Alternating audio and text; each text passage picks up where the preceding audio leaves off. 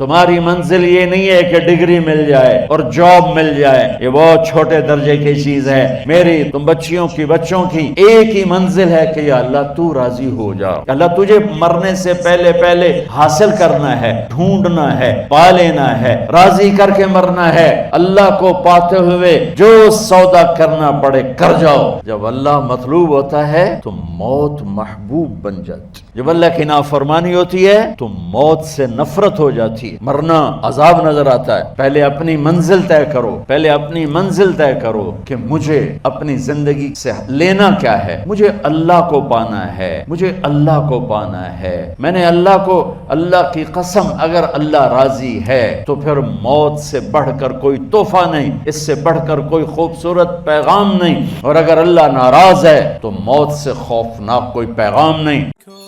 social media پر سب سے قدیم اور سب سے ریلائبل برانڈ درسقرآن.com